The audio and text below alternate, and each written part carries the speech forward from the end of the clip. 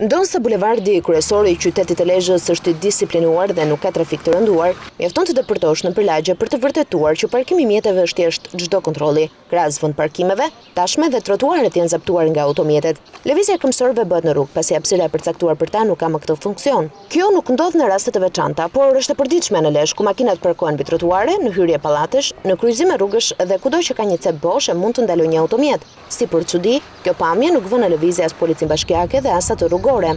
Trotuaret janë të qytetarëve, ndërsa rrugët janë të automjeteve, por në Lezhë ndodh krejt e kundërta. Si shihet edhe nga pamjet, automjete të ndryshme janë parkuar mbi trotuare, ndërsa as policia bashkiake dhe as ajo rrugore nuk kanë marrë asnjë mas për të normalizuar këtë situatë. Shqetësimi është ngritur edhe herë të tjera nga banorët, por pa gjetur një zgjidhje.